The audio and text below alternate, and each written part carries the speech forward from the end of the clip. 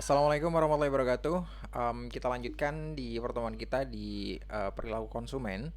Kali ini kita akan ngebahas tentang consumer well-being ya. Jadi consumer well-being ini kenapa penting banget buat kita pelajari karena kita memang harus melihat konsumen itu nggak hanya dari produk yang dia pakai atau nggak hanya dari layanan yang kita berikan ke mereka, tapi juga terhadap concern-concern lain yang mereka punya gitu ya. Jadi concern mereka bakal banyak sekali ya. Itu yang akan kita pelajari pada sesi hari ini ya. Oke, pertama kita akan mulai dari kata yang mungkin akan sering sudah kalian dengar gitu ya. Well-being itu sudah sering kalian dengar mungkin di tempat-tempat lain ya, di luar skopnya marketing bahkan gitu. Jadi mungkin well-being ini udah pernah kalian dengar ketika kalian ngobrol tentang misalnya tentang yoga gitu ya, atau tentang olahraga jenis tertentu yang menggabungkan antara kebugaran fisik dan kesehatan jiwa gitu ya. Dan memang benar di sini well-being itu kalau misalnya kita terjemahkan secara langsung ya dari bahasanya bahasa Inggris well-being, yaitu adalah yang pertamanya tadi, the state of being comfortable, healthy or happy ya. Jadi keadaan ketika kita ngerasa ngerasa nyaman, ketika kita ngerasa nyaman, kita ngerasa sehat dan kita ngerasa seneng gitu ya. Overall ini bahagia dan sehat gitulah ya. Jadi secara internal kita ngerasa ngerasa bahagia, tapi secara fisik kita juga sehat gitu. Dan di sini ada definisi juga yang kedua, yaitu how people feel and how they function both on a personal and a social level, and how they evaluate their lives as a whole gitu. Jadi lebih dari sekedar ngerasa ngerasa nyaman tadi, lebih dari sekedar ngerasa happy tadi ya, dia juga ngerasa bahwa hidupnya itu terpuaskan gitu ya, hidupnya terpuaskan, evaluasi dia terhadap kehidupan dia itu positif sekali. Oke, saya nyaman sekali, saya nggak ada masalah yang berarti di hidup saya, dan saya juga nyaman secara personal, begitu juga secara sosial gitu. Jadi itu adalah gambaran pengertian well-being yang jadi pijakan kita untuk pembahasan ke depan nanti. Nah, well-being ini kalau di marketing ya, di konsumen terutama itu akan erat sekali hubungannya dengan aktivitas-aktivitas yang mereka lakukan sebagai seorang konsumen, which is consume gitu ya. Ketika mereka menggunakan jasa tertentu, ketika mereka menggunakan produk tertentu gitu, mereka akan memiliki concern nggak hanya terhadap produknya itu sendiri.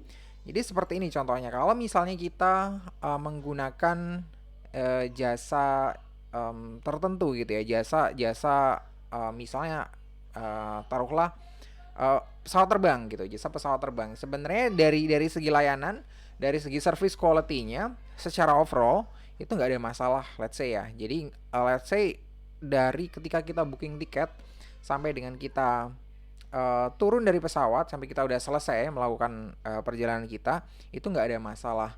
Ternyata maskapai tersebut memiliki masalah di dimensi lain ya, di maksudnya bukan gini.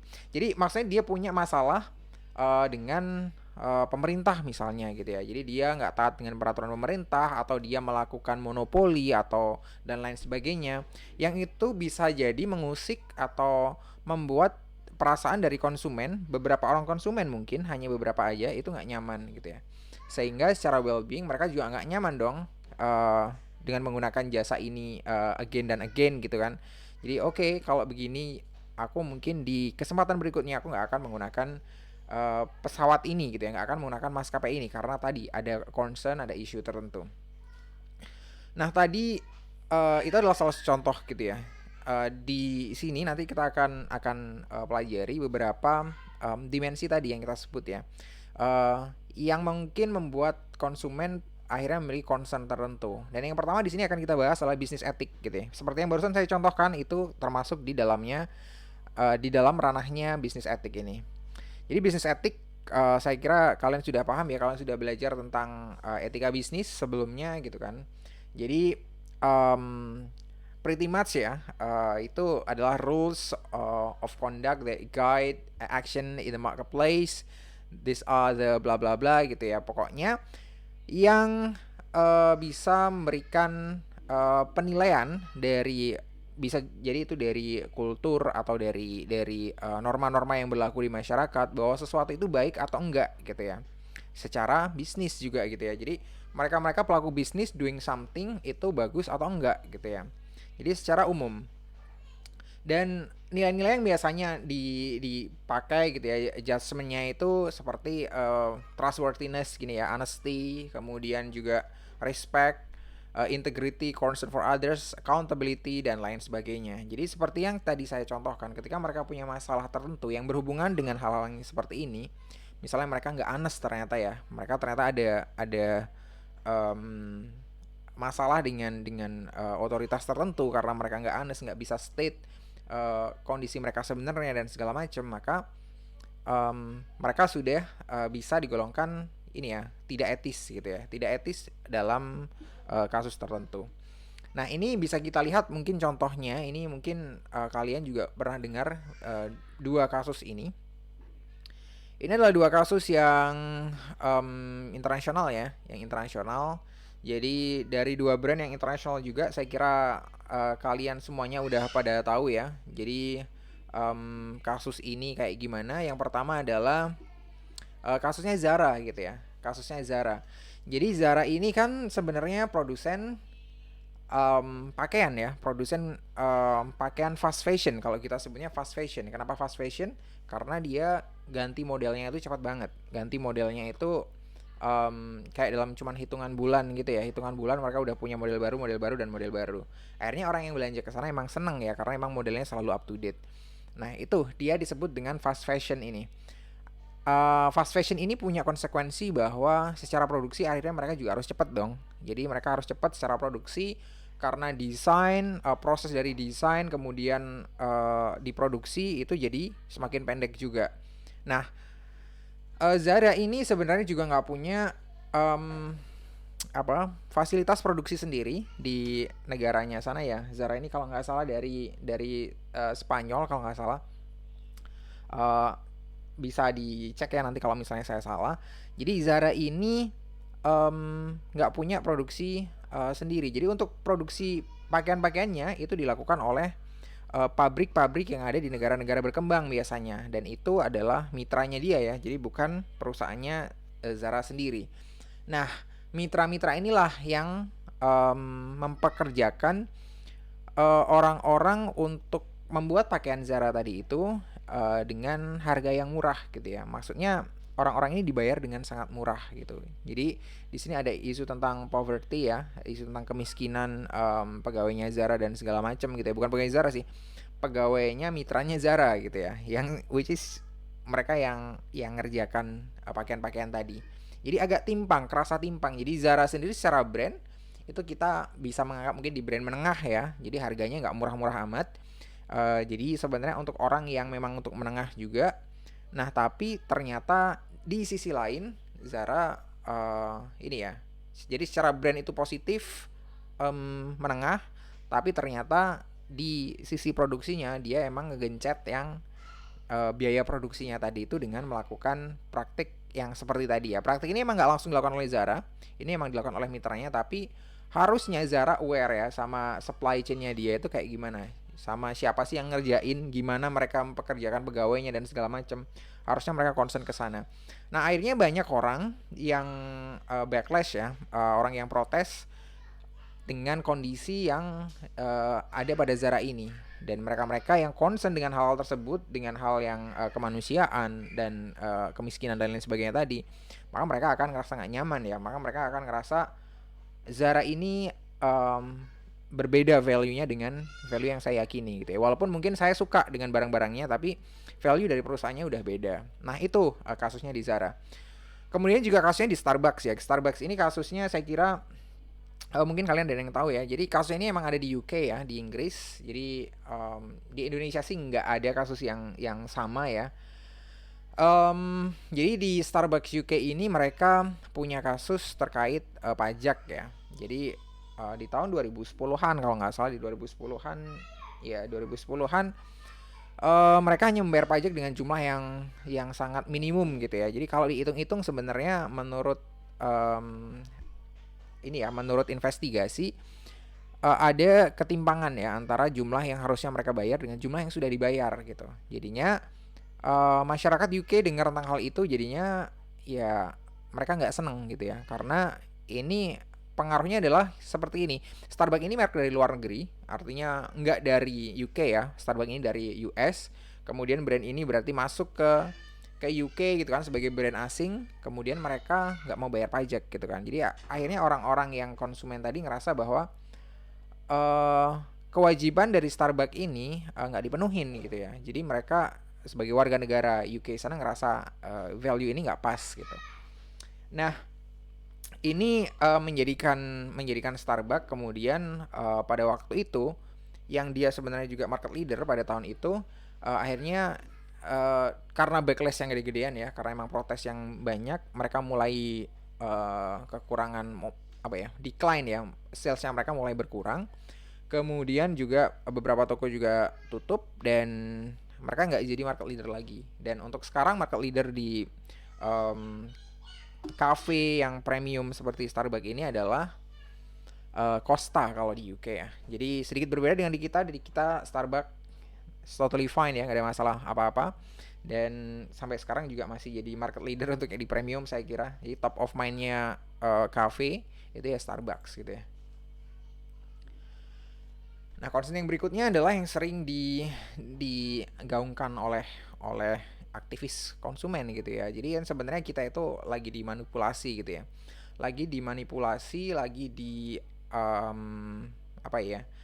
Jadi apa namanya, marketers ini dianggap sebagai orang-orang yang enggak semua sih ya. Jadi marketers ini dianggap sebagai orang atau pihak yang bisa mengenerate keinginan dan kebutuhan gitu ya. Jadi pada dasarnya sih nggak 100% benar gitu ya dan nggak 100% salah juga sebenarnya. Jadi kalau di sini kan um, companies itu, perusahaan-perusahaan itu meyakinkan um, bahwa yang namanya need itu sudah ada, basically sudah ada gitu ya. Jadi emang need itu udah ada di sana. Hanya saja perusahaan ini mencoba untuk memberikan proposition ya, memberikan value dari produk yang mereka create atau layanan yang mereka create gitu ya. Jadi sebenarnya kalau need-nya sih secara basic udah ada gitu, tinggal ya mungkin pengemasannya, kemudian dipropose dalam bentuk seperti apa gitu, sehingga orang mungkin baru nyadar oh iya ternyata seperti ini butuh gitu ya. Nah mereka insist seperti itu ya, mereka berpendapat bahwa kalau di marketers memang seperti itu gitu. Padahal sebenarnya ya nggak 100% seperti itu juga gitu ya. Memang ada tugas dari kita, bukan tugas ya. Jadi emang ada fungsi dari kita yang emang kita harus bisa mengenerate dari need versus wants tadi ya. Jadi emang orang-orang ini harus aware dengan need sama wants yang at least itu dianggap baru. At least itu sebelumnya belum pernah muncul gitu ya. Jadi contohnya mungkin akan banyak produk yang di jauh-jauh hari sebelumnya itu emang nggak pernah ada, sekarang jadi ada gitu ya. Kenapa varian produk gitu juga ada varian-varian produk yang baru, serve niche yang sebelumnya nggak pernah di serve gitu ya. Jadi contohnya kalau misalnya kayak zaman dulu itu mungkin seperti pisau cukur gitu ya. Pisau cukur itu ya pisau cukur gitu ya. Pisau cukur itu ya cuman ada yang bentuknya kayak lipat gitu ya, pisau cukur konvensional yang mungkin cowok-cowok pada ngerti kalau misalnya mereka lagi potong rambut di barbershop gitu ya. Nah, ada juga yang pisau cukur yang bentuknya ini ya, yang bentuknya kecil, silet gitu ya. Jadi mungkin kita kenalnya biasanya dengan istilah silet. Dan seiring waktu semakin kesini pisau cukur itu semakin banyak sekali macamnya gitu ya, banyak sekali macamnya ya. Pisau cukur yang pakai 2 blade lah, ada yang pakai 3 blade lah, ada pisau cukur yang khusus buat kaki lah, ada pisau cukur yang khusus buat cewek lah gitu ya. Jadi semakin konsumen ini semakin dihadapkan dengan pilihan-pilihan yang semakin banyak gitu ya, semakin banyak. Jadi kalau kita ngerasa bahwa di situ ada pilihan gitu ya, misalnya kita cewek ngerasa bahwa di situ ada pilihan, ada pisau cukur khusus cewek, ada pisau cukur biasa gitu ya, maka kita jadinya sekarang akan membandingkan ya, akan membandingkan perlu nggak sih pisau cukur yang cewek aja gitu ya, apa sih kira-kira kelebihannya. Dia bakal ngelihat dulu, bakal akhirnya banding-bandingin dan bakal kemungkinan bakal beli gitu ya. Padahal di zaman dulu itu nggak ada gitu ya. Apakah itu sepenting itu? Apakah memang fungsinya serve seperti yang dibilang sama sama brands itu tadi? Bisa iya, bisa enggak gitu kan ya. Jadi nggak semuanya memang di-generate dari basic needs ya. Jadi memang ada beberapa hal yang memang itu sebenarnya um, dibuat oleh brands, oleh marketers ya. Nah, jadi kalau misalnya di sini ada pertanyaan siapa yang sebenarnya ngontrol market gitu, companies or consumers gitu ya. Ya tergantung dari industrinya gitu ya. Jadi di titik tertentu kita bisa bilang consumers gitu ya. Jadi kalau kita belajar tentang marketing teori, di situ ada namanya consumer sovereignty ya. Jadi kedaulatan konsumen gitu ya. Jadi konsumen ini yang punya suara, konsumen is the king gitu ya. Kalau di kita yang sering dengar kan, konsumen itu adalah raja gitu. Jadi emang harus dirajakan banget. Tapi apakah seperti itu, selalu seperti itu? Kan enggak gitu. Apalagi kalau kita ngomong tentang brand-brand atau mungkin layanan-layanan yang dihadirkan oleh ini ya, oleh bisnis-bisnis yang sifatnya monopolistis gitu. Jadi kalau kita ditanya tentang konsumen adalah king, enggak juga. Konsumen nggak punya pilihan gitu ya. Konsumen nggak punya pilihan untuk berlabuh ke brand yang lain. Jadi ya udah gimana harus pakai brand yang sekarang mereka pakai. Nah jadi kayak gitu. Jadi yang namanya consumer sovereignty itu nggak sepenuhnya exist ya di market gitu. Jadi bisa saja companies yang memang memiliki pengaruh yang kuat gitu ya. Termasuk misalnya kalau misalnya kita nggak ngomong tentang brand monopolistis, brand yang mungkin memang jadi pilihan banget karena memang saking murahnya ya bisa jadi ya. Jadi kalau di Indonesia ada maskapai yang berwarna orange gitu ya. Kalau di Eropa sana juga ada namanya Ryanair ya. Jadi sama sebenarnya, konsepnya sama ya. Ini maskapai yang super duper murah gitu ya. Orang jadinya kayak nggak punya pilihan lain ya, kayak nggak punya pilihan lain karena saking murahnya gitu. Kalau dia mau mau ganti ke brand lain, ke maskapai yang lain, maka ada selisih harga yang dia harus tanggung memang. Jadinya resiko-resiko yang bakal keluar ya, resiko-resiko yang bakal dialami dengan maskapai ini, ya dia nganggep oke, nanti memang mungkin akan ada resiko yang kayak gini, entah itu bagasinya kacau lah, entah itu delay lah, entah seperti apa. Itu mungkin yang jadi alasan kenapa brand seperti ini masih eksis gitu ya. Padahal kalau kita tanya apakah konsumen di sini adalah raja, jawabnya bukan gitu ya. Tentu bukan gitu karena bagaimana kita bisa judge kalau konsumen itu raja ketika pesawat di delay itu nggak ada pilihan lain gitu ya. Ketika mereka mendapatkan servis yang tidak seperti raja tadi, tidak dirajakan tadi ya. Ya kalau kamu butuh naik pesawat murah, ya ayo ikut. Kalau nggak mau ya sudah terserah. Jadi seperti itu propositionnya gitu ya. Nah itu yang jadi bahasan kita di sini. Jadi tadi mungkin orang-orang yang concern dengan hal-hal tersebut, dengan ketidaknyamanan tersebut ya, orang yang menganggap bahwa resiko yang akan ditanggung dari engagementnya dia dengan brand maskapai tadi itu bakal membuat dia nggak nyaman, maka orang-orang yang seperti ini bakal mencegah untuk engage dengan mereka ya.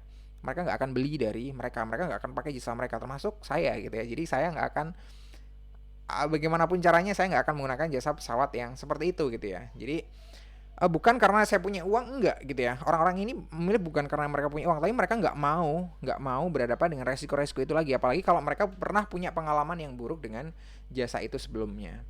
Jadi itu yang dimaksud dengan well-being tadi di sini ya. Jadi nggak cuman produknya sebenarnya. Kalau pesawatnya bagus gitu ya.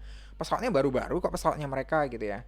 Jasa sih kalau dari pelayanan ya kadang bagus, kadang kurang gitu ya. Cuman ya udah sih kita bayar murah gitu ya. Jadi sebenarnya kalau cuman kita lihat dari perbandingan antara biaya yang kita keluarkan dengan servis yang kita dapat, sebenarnya masih make sense lah. Makanya kenapa banyak orang yang masih pakai jasanya mereka. Cuman ada orang yang bakal mungkin udah jengah ya, udah males, mereka menghindari menggunakan jasa-jasa seperti itu. Nah ini berhubungan dengan nyaman gak nyamannya tadi, kalau misalnya orang gak nyaman itu biasanya kayak gimana sih? Nah kalau di service marketing nanti ya, mungkin akan dibahas di semester 5 ya, semester 3 kalau nggak salah. Jadi di service marketing nanti Kalian akan belajar lebih detail tentang gimana kalau konsumen itu ngerasa nggak puas, nggak seneng gitu ya. Gimana kalau konsumen itu protes gitu. Cuman kalau di sini cuman kita beri gambarannya sedikit aja. Jadi kalau konsumen nggak suka seperti saya tadi misalnya nggak suka dengan maskapai tertentu karena emang saya mendapat pengalaman yang di luar ekspektasi saya banget gitu, maka sebenarnya saya bisa bisa melakukan tiga hal ini gitu ya. Yang pertama adalah voice response gitu ya. Jadi kalau voice response ini kita bisa appeal langsung ke retailer atau mungkin providernya tadi itu. Jadi kita langsung ngomong misalnya kita melayangkan entah itu surat ke mereka atau telepon ke mereka dan lain sebagainya, atau saya minta tolong ketemu manajernya dan lain sebagainya, itu langsung ya direct appeal. Nah ini uh, bisa dilakukan, mungkin ada orang juga yang tidak memilih untuk melakukan ini ya. Jadi mungkin akan ada orang yang langsung berikutnya gitu ya, private response. Private response ini kayak gimana? You can express your dissatisfaction to friends and boycott the product gitu ya. Jadi di zaman serba digital ini banyak orang yang melakukan yang langsung nomor dua gitu ya. Jadi mereka udah males. Apa yang mereka lakukan kalau nggak puas, keluarin HP langsung ya, langsung pencet kamera gitu ya, langsung direkam gitu, langsung direkam, langsung di broadcast gitu ya, entah itu di broadcast, entah itu di upload di media sosial dan lain sebagainya. Jadinya mereka langsung nge-share ke nggak nyamanan mereka secara langsung gitu ya. Jadi mereka langsung nge-share itu secara langsung ke orang-orang lain gitu. Harapannya apa sih dari orang-orang yang seperti ini? Mungkin yang pertama emang saking udah malesnya ya, saking males gitu, saking marahnya mereka, mereka pengen brand ini ngerasain something dari apa yang udah mereka lakuin gitu kan. Jadi mereka orang-orang yang melakukan seperti ini, yang private response ini, mungkin punya motivasi bahwa dengan lebih banyak orang ngerti bahwa brand ini melakukan seperti ini, maka banyak orang yang lebih nggak suka dengan brand tersebut gitu ya. Atau mungkin juga masih ada motivasi-motivasi lain ya, kenapa dia melakukan seperti itu ya. Salah satunya mungkin bargaining position gitu ya. Jadi ketika dia akhirnya mungkin bisa voice response gitu ya, bisa bisa appeal langsung, dia punya bargaining position. Aku loh udah nge-upload kesalahan-kesalahan kamu dan lain sebagainya tadi. Jadi ada yang seperti itu. Dan yang terakhir adalah third party response ya. Third party response ini kalau kita ngelibatin pihak-pihak ketiga ya. Seperti misalnya kalau di Indonesia itu ada YLKI ya. YLKI untuk layanan konsumen di Indonesia, kemudian juga di otoritas-otoritas tertentu mungkin juga bisa gitu ya, bahkan mungkin kepolisian gitu ya kalau kita nggak suka. Jadi atau sekedar kita nulis di newspaper gitu ya, di newspaper gitu. Jadi yang memang kita butuh ada intermediary-nya di sini. Jadi ada pihak penengahnya di sini. Jadi nggak secara langsung. Jadi bedanya adalah kalau di newspaper dengan yang di private response tadi itu adalah kalau di private response itu nggak ada penengahnya ya. Jadi antara kita dengan audience, dengan brandnya tadi secara langsung tetap hadap-hadapan di media sosial gitu ya. Tapi kalau yang di third party response ini ada pihak penengahnya, ada yang nengahin gitu ya. Kalau di koran memang biasanya jadi surat itu masuk ke koran baru dicetak gitu kan ya. Jadi kalau ada balasan pun sama, itu masuknya ke koran baru dicetak. Jadi nggak secara langsung kita hadap-hadapan dengan mereka gitu ya. Berbeda dengan yang private response tadi. Nah ini adalah gambaran ketika kita ngerasa nggak puas dengan sebuah service gitu ya. Jadi ini hal-hal yang bisa kita lakukan. Oke, dan yang berikutnya adalah CSR ya. CSR ini hal yang sering kita dengar. Cuman juga banyak orang yang skeptis dengan CSR gitu ya. CSR ini sebenarnya apa sih? Kalau dari namanya kan keren ya, Corporate Social Responsibility ya. Jadi sebenarnya perusahaan-perusahaan ini harus punya kepedulian untuk sosial ya, untuk bersosial. Artinya untuk kepentingan sosial. Nah, ini sebenarnya diatur oleh undang-undang, sebenarnya diatur. Sorry di sini saya nggak nyantemin peraturannya, jadi harusnya saya cantumin. Di sini diatur oleh pemerintah ya. Jadi memang CSR ini wajib gitu. Jadi CSR ini bukan optional. Nah, yang jadi concern kan itu. Kalau misalnya CSR ini wajib, berarti perusahaan ini cuman ngikutin aturan aja dong. Berarti sebenarnya mereka juga nggak baik-baik amat gitu ya. Bisa kita bilang nggak baik-baik amat. Mereka sekedar ngikutin aturan aja, karena ada aturan mereka melakukan CSR gitu. Padahal mungkin ya di luar sana ada corporate yang benar-benar memang pengen ngeluarin dananya untuk CSR ya, pengen bantu masyarakat sekitar atau masyarakat-masyarakat yang inline sama sama produknya dia atau sama servisnya dia gitu. Jadi mungkin ada juga. Makanya di sini ada pertanyaan between good deeds and brand perception gitu ya. Jadi sebenarnya cuman sebenarnya emang dari hati yang paling dalam gitu ya, dari good deeds-nya dia, dari keinginannya dia untuk berbuat baik, dari niatan baiknya atau sekedar buat pencitraan doang gitu ya. Nah, karena memang CSR ini bakal impactful ya.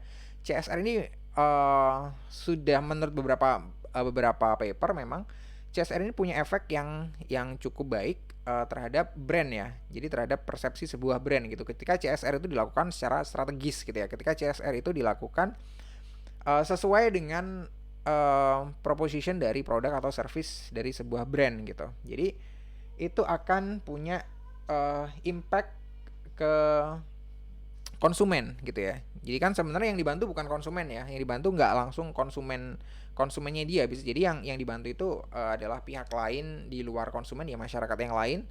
Nah, konsumen ini dengan mengetahui bahwa sebuah perusahaan itu punya CSR, mereka berbuat baik tadi itu, mereka jadi lebih ngerasa oh ada value yang common value nih yang sama antara perusahaan dengan konsumen tadi gitu ya. Nah, CSR kan bentuknya macam-macam ya. Kalau misalnya salah satu program yang pernah saya secara personal terlibat di situ itu ketika di sini ya, itu adalah punya Pertamina ya, punya Pertamina yang di depo Solo, sorry, depo Boyolali. Jadi depo Boyolali memang dia ngebantu orang-orang di sekitar depo itu untuk bisa create bisnis dengan lebih baik gitu ya. Jadi ngebantu untuk ngembangin bisnisnya mereka yang rata-rata UMKM memang ya. Jadi itu misinya CSR dari depo Pertamina Boyolali tersebut gitu, dan saya ikutan di situ ya, ngebantu di sisi branding dan lain sebagainya. Jadi seperti itu ya. Jadi itu bentuk-bentuk CSR-nya. Nah, CSR sekali lagi tadi CSR yang baik, yang bisa impactful adalah yang bisa di-view oleh customer, yang bisa dipersepsikan oleh customer bahwa memang CSR itu sesuai dengan propositionnya tadi ya. Jadi kalau misalnya yang kayak Pertamina tadi mungkin perlu diteliti ya, mungkin perlu diteliti apakah itu memberikan efek yang positif atau enggak.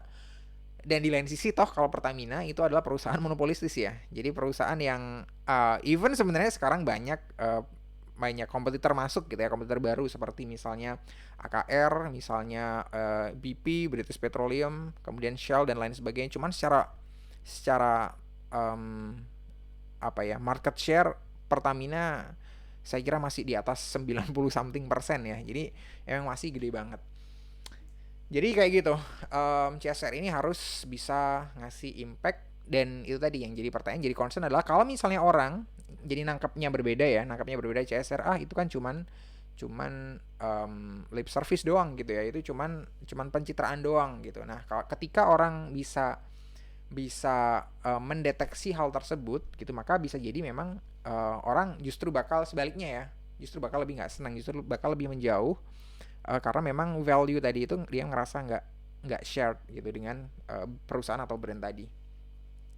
Oke, jadi ini ada hubungannya juga dengan yang kita sebut kalau istilahnya di kita sih TCR, transformative consumer research dan social marketing ya. Social marketing ini salah satu cabang marketing sebenarnya di bidang marketing secara keseluruhan ya, yang emang concernnya ke isu-isu yang sosial gitu ya. Jadi isu-isu sosial kayak gimana misalnya ya, kayak di sini contohnya adalah prevent children from being exploited gitu ya, dan segala macam gitu ya. Jadi yang emang tujuannya lebih ke sosial, nggak lebih ke komersial seperti yang marketing yang biasa kita pahami bersama gitu ya. Dan kalau TCR ini itu adalah research project yang tujuannya sebenarnya emang untuk menciptakan social change gitu ya. Jadi emang tujuannya untuk itu. Kita nggak akan bahas terlalu dalam di sini, cuman ini akan ada hubungannya dengan sosial tadi ya, sosial CSR tadi yang sebelumnya. Dan ini mungkin yang bagian yang agak menarik ya, bukan agak sih, saya kira menarik ini, dan dari beberapa kelas juga banyak yang nanya tentang hal ini, yaitu adalah data privacy dan identity theft ya. Jadi memang di zaman yang udah kita uh, terbuka sekali sekarang ini ya, termasuk kita, betapa kita terbuka yang kita terhadap identitas kita bagi itu dengan provider-provider secara di online gitu ya, dengan cukup gampang kita masukkan siapa nama kita, kemudian tanggal lahir kita dan lain sebagainya gitu ya, dengan cukup mudah gitu ya menyerahkan data kita ke mereka gitu kan. Padahal seringkali kita juga nggak baca dari terms and condition atau privacy policy-nya. Kita seringnya emang langsung scroll bawah, langsung di next atau skip gitu ya. I understand bla bla bla bla gitu, padahal kita belum baca gitu ya. Sama saya pun juga punya kecenderungan untuk melakukan seperti itu, karena kan emang panjang ya, karena emang panjang biasanya di privacy policy itu. eh Kalau dipikir-pikir memang apakah data itu diperlukan oleh mereka, oleh perusahaan-perusahaan, oleh brand yang kita masuk di dalamnya itu, jelas itu diperlukan oleh mereka ya. Jelas data kita diperlukan gitu kan. Jadi dengan mereka punya data kita yang lebih spesifik, yang lebih lengkap, lebih besar, lebih kompleks, mereka akan punya gambaran yang lebih detail tentang siapa kita gitu ya. Jadi mereka nggak usah ngumpulin data terlalu banyak, nggak usah nanyain kita sebenarnya. Jadi let's say Google lah, uh, gimana caranya Google mengenali seorang Maeda, bagaimana sih profil Maeda menurut kacamata Google. Saya kira Google sudah bisa bisa apa ya, mempersepsikan seorang Maeda ini dengan baik gitu ya. Dari mana? Ya kalau dari apa namanya, identitas basic saya kira udah jelas ya. Dari, bayangkan misalnya dari search yang saya lakukan gitu ya, dari search yang sama Maeda lakukan ini apa aja. Jadi interestnya Maeda ini kira-kira di mana aja, kelihatan di searchnya ya, baik itu di search engine yang di Google-nya maupun di, misalnya ketika Maeda ini lagi menggunakan YouTube dan lain sebagainya, apa yang sering ditonton gitu ya, seberapa lama dia nonton konten tertentu, kemudian seberapa banyak konten-konten yang mirip yang dia tonton juga. Jadi banyak banget informasi yang bisa ditangkap oleh Google gitu ya. Kemudian belum lagi terkait dengan Google Map gitu ya. Maeda ini perjalanannya dari mana ke mana. Home-nya dia itu mana sih, yang dia pin sebagai home itu di mana. Jadi Google tuh tahu saya tinggalnya di mana, itu udah tahu ya. Google tinggal tahu Maeda ini tinggal di mana, kerjanya di mana, itu udah kelihatan dari Google Maps gitu ya. Udah kelihatan dari Google Maps-nya, kemudian juga kemana aja, saya udah pernah kemana aja selama mungkin tahun ini, kemana aja gitu ya, dia tahu gitu. Bahkan ketika misalnya Google Map nggak kita aktifin, bayangin kalian pernah nggak Google Map-nya nggak diaktifin tapi tiba-tiba di notifikasi, apakah kamu pernah kesini, kita diminta untuk ngasih rating dan lain sebagainya, padahal kita nggak ngaktifin Google Map gitu ya. Jadi artinya sebenarnya walaupun nggak aktif, bisa jadi Google masih tetap ngaktifin itu, ini ya, under the hood ya. Jadi secara senyap, dia mode senyap, tetap ngaktifin, tetap ngetrack kemana kita berjalan gitu ya, kemana konsumennya melakukan perjalanan. Nah ini jadi bagi mereka sih memang memang alasan mereka untuk bisa memberikan pengalaman yang personalized ya ke kita ya. Jadi untuk bisa ngasih suggestion yang personalized ya, itu bisa bisa kita tangkap juga ya, kalau misalnya dari YouTube gitu. Misalnya dari YouTube mereka bisa ngasih feed ke kita video-video apa yang kita yang disaranin gitu ya. Nah itu lebih personalized ya, berdasarkan dari history yang kita udah pernah tonton dan lain sebagainya gitu ya. Jadi nggak em, nggak menyimpang banget gitu. Jadi kalau misalnya kita udah sering, saya seringnya misalnya nonton apa ya, nonton hal-hal yang berbau otomotif, misalnya otomotif, teknologi dan lain sebagainya, maka fitnya ya nggak jauh-jauh dari itu ya, atau motivasi gitu ya. Yang muncul ya konten-konten yang nggak jauh-jauh dari itu, atau humor gitu. Jadi itu udah ke-record sama Google-nya sana. Nah yang jadi masalah adalah ketika data ini digunakan untuk kepentingan yang di luar tadi itu ya, di luar personalisasi konten atau advertisement ya. Jadi kan tadi ya, belum saya jelasin yang advertisement. Jadi dalam hal advertisement, dalam hal iklan, kita pun juga diberikan feed iklan yang personalized juga ya. Jadi iklan yang sesuai dengan kita gitu. Jadi um, coba mungkin kalian juga banyak bisa recall gitu ya. Kalau misalnya kalian habis searching di Google gitu ya, kalian habis searching sesuatu, nyari nyari barang sesuatu, atau mungkin nyari di marketplace gitu, nanti itu muncul iklan itu di misalnya kalian baca berita, ada kolom iklan, maka iklannya ya iklan yang tadi itu. Jadi iklan yang barang yang kalian sempat cari tadi itu. Jadi kayak gitu. Jadi emang dipersonalisasi untuk kebutuhan iklan juga gitu. Nah, tadi tuh ya personalisasinya kan konten yang mereka create sendiri sama iklan tadi itu kan, untuk hubungannya dengan pihak ketiga kalau iklan mesti. Nah, tapi yang jadi masalah adalah kalau data ini dipakai untuk keperluan selain itu gitu ya. Makanya gambar Mas ini udah ngelihat kita terlalu lama ya, Mas, si Mas ini. Nah, Mas ini tuh sebenarnya bagian dari Cambridge Analytica ya. Jadi bagian dari salah satu skandal di data privacy sebenarnya, yang sebenarnya cukup cukup apa ya, cukup besar impactnya ketika di tahun 2017-an lalu ya, kalau nggak salah 16 ya, 2017-16 kalau nggak salah kasusnya itu ya, tapi baru ke blow up mungkin sekitar setahun setelahnya. Jadi Cambridge Analytica ini adalah salah satu kayak lembaga gitu ya, kayak lembaga yang mereka bisa bisa mengakses data user dari YouTube gitu ya, dari Facebook gitu. Makanya waktu itu si Mark Zuckerberg itu jadi sempat disidang gitu ya, dimintain pertanggungjawaban sama DPR-nya Amerika gitu ya, tentang kasus yang ini tadi. Jadi memang data ya yang tadi dipakai itu digunakan, dugaannya ya digunakan untuk kampanyenya Trump pada waktu itu. Karenanya waktu itu Trump bisa menang gitu ya dengan cara yang seperti itu. Nah, caranya pasti secara teknis pasti rumit sekali dan kompleks ya. Cuman tadi itu concernnya adalah data di Facebook kan dikumpulkan nggak untuk itu, kepentingannya bukan untuk itu. Dan yang menggunakan juga bukan Facebooknya, tapi adalah pihak ketiga ya. Pihak ketiga yang melakukan ini ya, yang ngebobol datanya gitu ya, yang ngambil datanya secara ilegal gitu. Jadi itu adalah kasus yang pernah terjadi di Amerika sana yang berhubungan sama Cambridge Analytica. Cambridge Analytica itu di UK ya. Nah, terkait dengan hal tersebut, makanya dari otoritas-otoritas yang berwenang ya, di situ ngeluarin aturan-aturan yang sekarang fokus memang ke perlindungan konsumen gitu ya, perlindungan data dari konsumen. Nah, kalau di Eropa sih ada skema yang terkenal banget di seluruh dunia, terkenalnya ya, namanya GDPR ya.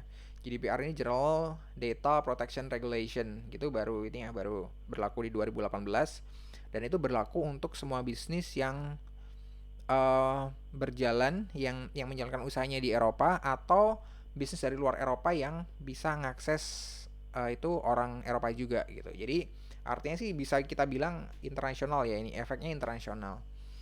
Jadi termasuk beberapa layanan yang kita pakai pun, mungkin kalian kalau udah pernah dapat emailnya dari beberapa provider gitu ya, entah itu Instagram mungkin entah yang lainnya, terkait compliance mereka dengan GDPR, maka ada beberapa policy yang mereka ubah gitu pada waktu itu. Tapi mungkin kalian nggak aware dengan hal tersebut ya, karena itu kan ada kalau di email ada di bagian updates tuh ya, yang jarang kita buka. Dan berikutnya kalau misalnya di konteksnya di Indonesia itu ada undang-undang tentang ITE itu ya, Undang-Undang Nomor 19 2016, kemudian juga ada Peraturan Menteri Komunikasi dan Informatika tahun nomor 20 tahun 2016. Itu sama sebenarnya, di dalamnya juga ngebahas tentang data collection ya, kemudian data processing dan analyzing, kemudian storage-nya, appearance-nya, kemudian destruction-nya ketika data itu udah nggak dipakai dan lain sebagainya. Jadi sebenarnya udah diatur di Indonesia juga gitu. Cuman seberapa ini impactnya ke konsumen, saya kira saya sebagai konsumen di Indonesia masih belum belum merasa terlalu ada impactnya ya, untuk yang di Indonesian konteks gitu. Nah, di sini juga ada dari news, kalau kalian bisa bisa cari di berita gitu ya. Di Indonesia juga disiapin RUU-nya ya. Jadi di level undang-undang nanti. Kalau yang sekarang ada kan masih di levelnya peraturan menteri komunikasi ya. Jadi artinya secara secara kekuatan masih kurang kuat kalau dibandingkan dengan undang-undang. Jadi undang-undang ini udah disiapin dengan tadi nih. Nah, ini undang-undangnya disiapin dengan GDPR itu sebagai sebagai apa ya? Sebagai contekan atau apa istilahnya. Jadi memang ngambil beberapa hal dari GDPR untuk disesuaikan dengan kondisi yang ada di negara kita. Jadi ini yang bagian terakhir, kita ngebahas sedikit tentang dark side of consumer behavior ya. Sorry di sini consumer kedobelan. Jadi tadi sempat saya sebut sebenarnya, jadi di konsep marketing itu kan memang kita sering memahami tentang consumer sovereignty, consumer is the king dan lain sebagainya, yang itu sebenarnya nggak exist ya, karena ya landscape di marketing pun, di pasar pun itu juga nggak ideal gitu ya. Pasti di situ ada kepentingan-kepentingan selain kepentingan dari kepentingan konsumen dan produsen tadi ya. Itu makanya uh, hal-hal tersebut jadi concern gitu ya. Nah di sini di luar hal tersebut ada beberapa hal lain yang jadi dark side-nya di consumer behavior sih sebenarnya. Yang pertama adalah addictive consumption ya. Jadi ini ya kita jadi adiktif gitu ya, adiktif untuk menggunakan untuk mengkonsumsi hal tertentu gitu ya, baik itu barang maupun layanan gitu. Termasuk kalau yang di sini yang dicontohkan adalah social media gitu. Kemudian ada yang berikutnya adalah compulsive consumption gitu ya, atau shopaholics gitu. Jadi ada orang-orang yang punya kecenderungan mungkin kalau dia lagi nggak nyaman, dia lagi cemas, dia lagi depresi gitu, dia pelariannya adalah belanja gitu ya. Belanjanya barang-barang yang mungkin dia nggak perlu juga. Kemudian yang berikutnya adalah ada illegal acquisition and product use. Nah ini yang sering yang populer kayaknya di kita ya gitu ya, di Indonesia ini populer banget gitu ya. Jadi bahkan banyak banget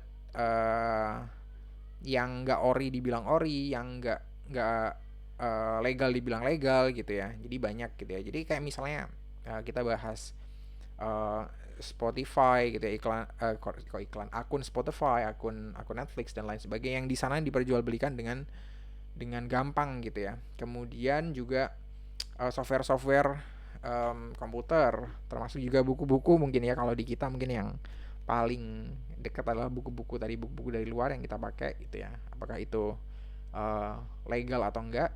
Nah itu jadi pertanyaan. Dan yang terakhir adalah anti konsumsi ya. Jadi ya anti konsumsi ini sebenarnya kita nggak mengkonsumsi uh, hal tertentu, nggak mengikuti gaya tertentu, dan biasanya ini ada di subculture ya, jarang ada di level orang yang biasa gitu ya. Jadi anti consumption ini kayak misalnya kalau di Amerika ada ya, jadi ada subculture tertentu yang mereka mengasingkan diri dari kehidupan masyarakat pada umumnya, padahal mereka lahir dari masyarakat biasa gitu ya, dari masyarakat yang kayak di kita, masyarakat yang ada di sekitar kita, cuman intinya mereka mengasingkan diri gitu ya, mereka nggak mengkonsumsi tertentu, mereka nggak pengen mengkonsumsi produk tertentu dan lain sebagainya. Jadi seperti itu. Nah ini adalah keseluruhan bahasan kita untuk sesi kali ini. Jadi sesinya emang cukup panjang ya. Jadi emang banyak hal yang jadi concern di sini. Tapi yang paling penting adalah di sini kita paham bahwa konsumen itu nggak hanya mengkonsumsi apa yang kita berikan gitu ya. Apa yang kita berikan dalam bentuk produk, apa yang kita berikan dalam bentuk jasa ya. Tapi juga mengkonsumsi hal-hal yang berhubungan dengan kita gitu ya.